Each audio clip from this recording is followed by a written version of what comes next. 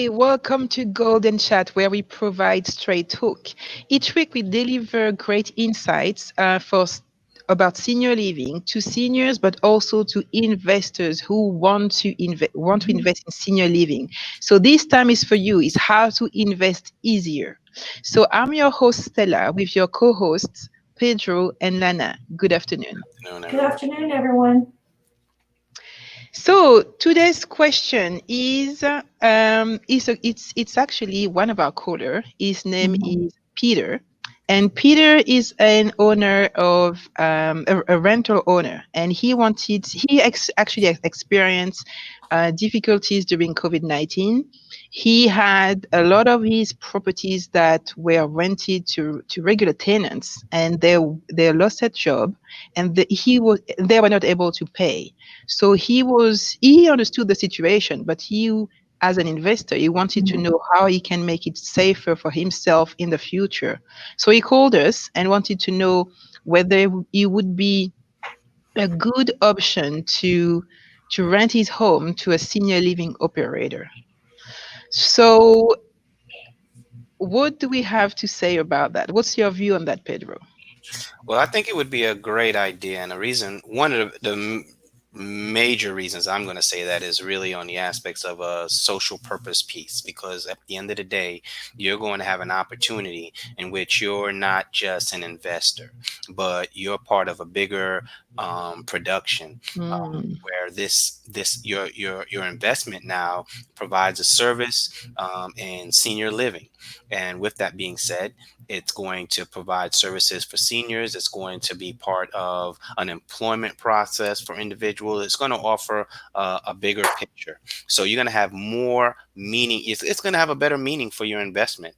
Um, if you definitely have, I mean, it's going to take some coordination. And if you're not familiar with that coordination, feel free to please give us a call and we can, help walk you through that or give you some advice on how to do that. But definitely at the end of the day, it's going to be a meaningful investment. And what I would like to add to that, Peter, is looking from all different perspectives. As a landlord, operator, investor, I can look at it from all different points of view. Okay, so one thing I like about it is cost savings. If you think about this lease versus an average lease, the operator's going to want to come in there and at least know that they have a secured lease for probably 2 to 3 years versus a residential lease that could be 6 months to a year. So as we know, when you turn around that property, every time that tenant moves out, it is a cost to you. But when you have an operator actually running a senior business out of your property and they're in a long-term lease, then that's going to be a more of a steady fixed income versus the fact that you're going to have the tenants moving in and out or potential job losses. We know that's what's going on now in this, unfortunately, in this time in our life. But it is a true cost savings, and it really adds a lot of value as well. And then when you look at the tenant slash operator, they're going to be maintaining that property to keep up with state standards. So whether it's co-living or whether it's assisted living facility really depends on if you have those extra safety features inside the home. But that tenant again is going to be maintaining the interior and not just the wear and tear, but they're going to be maintaining things that are very major, as opposed to a tenant that's going to be calling for anything that happens to go wrong on that property, because they're going to be keeping up with the safety. I do like the aspect that is a longer tenant. So as we know that when you do have someone in there that is a longer tenant, usually your property is more well maintained as opposed to people moving in and out. So to me, that's a great aspect of it, and it's a big cost savings. Yeah, and I like the point that you both made, because when you become a an investor, you had an initial strategy, and basically you have to look at all the avenues to be able to meet your needs and hit the return that you're looking at. Mm-hmm. So one thing is, the traditional way of investing is like, I'm gonna buy a property, make the work myself, and make some returns. Today, you don't have to do all the work yourself. You can actually create an investment strategy for you that's going to be easier and hassle free and still get the benefits and have higher returns. And that's why we're here as well to help you if that is your goal, to help you get there, because that's what we do every day. We advise and we help people there. So, in that strategy, you're going to have to look at what is a situation that is going to require the least of my time and that is going to get me the best and the highest income. And Lana pointed on it. So it's not just how much you get in, but you have to look at your expenses too. Is how much you actually pay and then what is net in your hands. And that's really what you want to look at. Not so Mhm. much how much you get or how much you pay. You have to look at what is netting in your hand. And that's your net. That's the most important thing. With Mhm. what Lana was saying before, about cost savings. Another added value is like the property management. If you are a hands-off investor, you want to have a Yes. professional expert that knows about real estate and taking care of your home, and you pay for that. You pay between 8% to 10% Mhm. on your income. So now, when you have an operator who actually knows what they're doing, you can Mhm. actually skip that cost as well and have that additional Correct. money coming in and, Mhm. and increasing your net. So you want to really find an operator who not only knows about how to run his operation, but knows as well about real estate, because that's Mhm. where you actually get a win-win situation for yourself. And you Mhm. become a true hassle-free, hands-off investor, and you enjoy your money. As Pedro was saying, you enjoy your purpose, the social purpose of helping to create jobs, because all those operators have to employ caregivers or people to coordinate the services, and you help the whole industry as well. So you are like a 360-degree investor, and that's Mhm. really the type of investor I believe you want to become.